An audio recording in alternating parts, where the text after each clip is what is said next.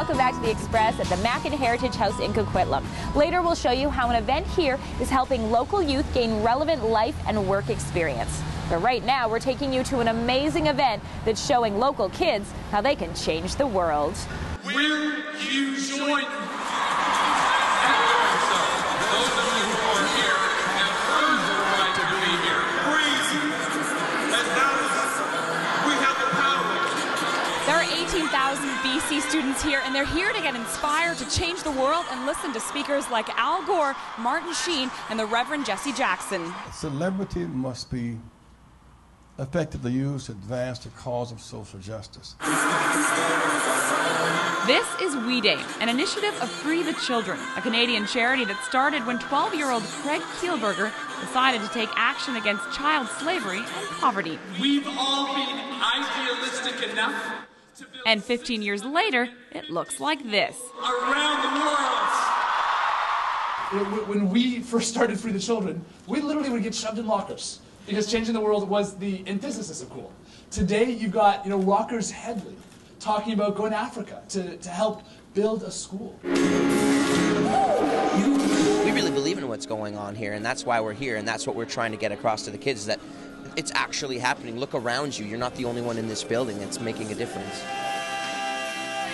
Some of the greatest dreams in life have been killed by fear of failure and not starting. So, Craig and Mark are a great example of, two guys who said, look, we're going to start. This is an unbelievable opportunity for these kids to come together and get inspired by some of the celebrities here today, but more to be inspired by each other. It has gotten first world children involved with third world children. That's the most powerful part of this whole program. Former Vice President Al Gore was a huge hit with the kids and today's speakers. I'm sharing a dressing room with Al Gore. What do you think of that? Yeah. I think that's awesome. That's pretty cool, right?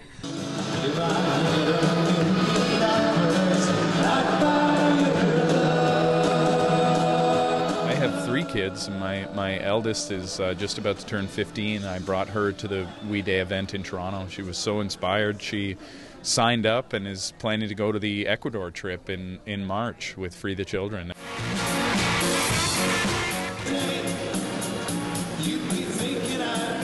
18,000 fans are coming for you. One word to describe what it'll be like.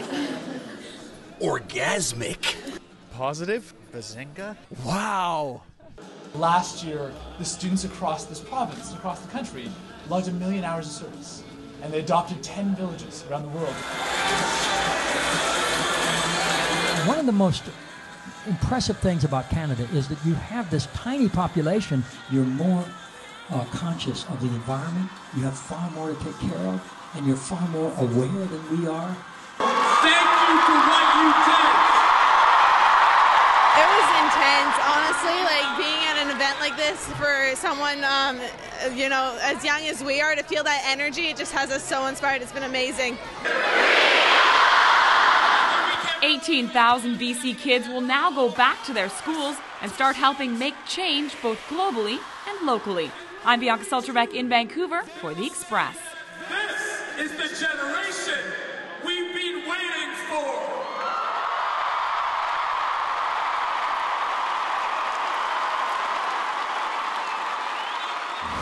Students who participated in the We Day take the ideas that they learned back to their schools. Then they help create the Schools in Action programs that promotes youth leadership. And our next story is also about community. A local filmmaker created a documentary about gay dads who want to be fathers. There you go. What a good boy. This Canadian documentary, called Fatherhood Dreams, examines the particular challenges that gay men face, building families and becoming fathers. How strong you are. You're so strong.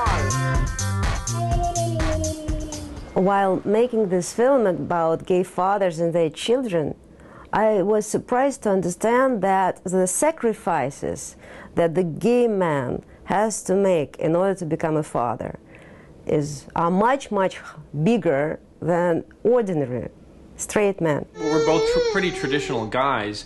We really both wanted to be married. We wanted a child. We wanted the family. We wanted the whole ball of wax. And just in the sort of the limited dating I've done and Drew has done, I think we both found that I think gay men who want those things, they tend to be in the minority. The film follows 3 different families. one gay couple who adopt a baby boy, a single gay man who finds a surrogate to carry a child for him, and a unique family composed of a gay dad, a lesbian couple, and 2 daughters.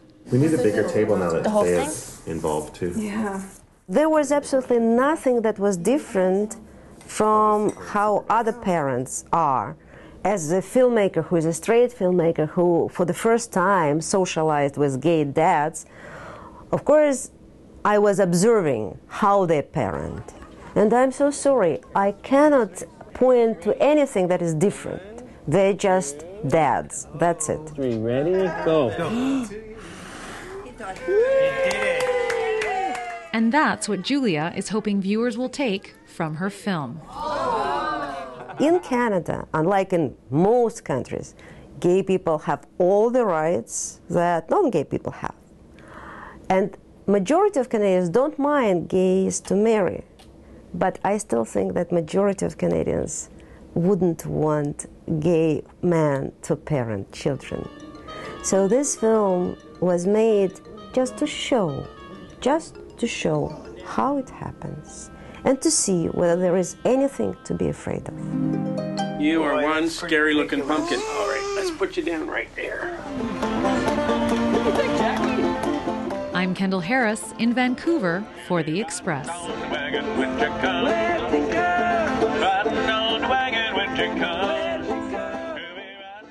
You can rent Fatherhood Dreams at local Vancouver libraries. You can also find out more about the documentary at fatherhooddreams.com.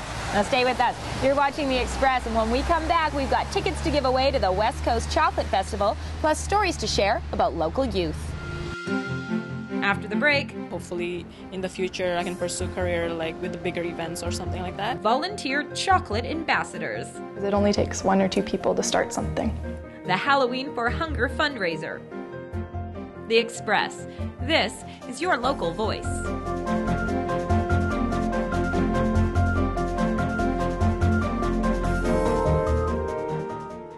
Dear Children's Wish Foundation of Canada, thank you for sending me Rory the Lion. That means I'm going to get my wish, and that makes me really, really happy. Yesterday he was sad, but I told him it's okay, Rory. There will make 2 more needles until my wish. I will send you pictures from the top of the Rocky Mountains. Love, Emily. Imagine the difference a wish can make. Click on childrenswish.ca and give today.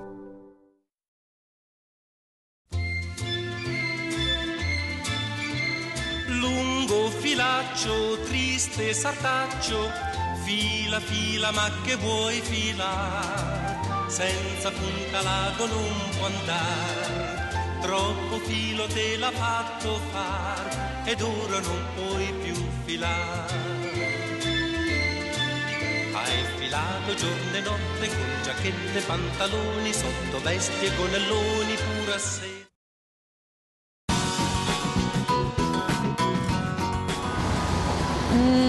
Chocolate. Welcome back to The Express at Mac and Heritage House in Coquitlam for one of the many events involved in the 8th annual West Coast Chocolate Festival. Now, the Chocolate Festival's mandate is to support youth, and their platform is chocolate. And I'm not the only one that thinks that's a win-win.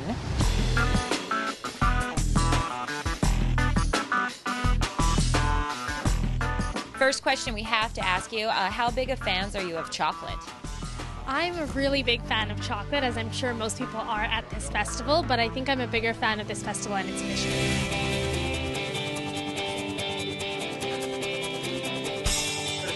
The West Coast Chocolate Festival started in 2002, and what we started the festival to do was to showcase mentored youth internships through chocolate-inspired events. So that's what we've done. We've taken on students and interns and volunteers, and they run the festival and every event at the festival.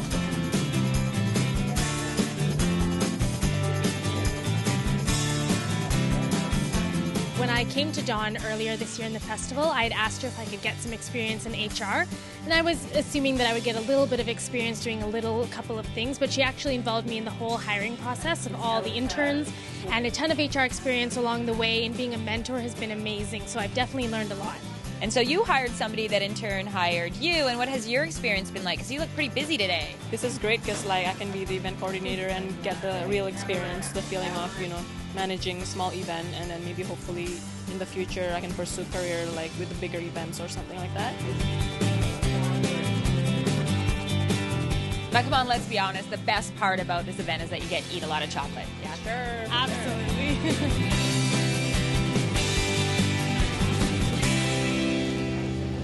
How impressed are you that I haven't eaten all of these chocolates yet? You know, there are lots of chocolate events coming up. We're going to tell you about some of the big ones and give you a chance to win tickets later on the show. But right now we're meeting more talented and motivated youth with our youth-produced segment, Gen Y. Collecting food for the food bank is not usually the first thing that comes to mind when you think of teens and Halloween. But today, we find a group of South Surrey teens that are doing more than just dressing up this year. A lot of food banks get tons of donations around the holidays, but they're sort of forgotten at other parts of the year. So by doing a food drive now, we make sure that the food bank has food all year round for everyone who needs it. This is the first one that we are having for Halloween for Hunger, and it's good. And we did it peer run because we thought that it would be a good way to get our students out involved in a program to help other people, trying to create a more humane society. In order to encourage the students to donate, they came up with a great idea. When students donate a food, like non-perishable food to the school, then they'll have a chance to fill out their name on the ballot, and on the 29th of October we will have a few students and we'll draw their names, and they will have a chance to win the many prizes that we got from local companies that donated. And also Shaw Cable generously offered to match all the food donations that we raise with their own, so that's huge and really helps out. These students also learned firsthand that hosting such an event takes a lot of effort, organizing, and teamwork, but the reward is definitely worth it. I'm getting involved because I think we should try to help out the larger community. I think we really should all try to come together and help out those who don't have as much for us or who don't quite have the means to help themselves. I try to get involved in a lot of ways and kind of help out the other members in there, so I kind of try to be helpful. So I kind of personally feel great about being part of Halloween for Hunger. These youth also wanted to give a message to other teens that they too can make a difference. Just try and get involved in any way you can, like join a club at your school, or maybe try volunteering at a food bank or volunteering at the hospital. If you put yourself out there, that's totally the best way. I think if more people help out, then others will join in, because it only takes 1 or 2 people to start something. Watching the group, I was also inspired. I decided to give a hand and help collect too. So what should people donate? The food bank's top needed items are things like rice and pasta, canned meat and fish, and also peanut butter is another great one that people always love because it's high protein. And soups and canned vegetables and legumes, and breakfast cereals. If you'd like to help out in the Halloween for Hunger cause, make your donations at Earl Marriott Secondary by October 29th. And if you don't live in the area, donate to your local food bank. This is Abby, signing out for Gen Y on the Express. Donate food! Gen Y is brought to you by Options, Surrey Community Services Society. Shaw will be matching all of the donations collected in the Halloween for Hunger. And if you go to togetherisAmazing.com, you can learn more about our goal to fill food banks across the country.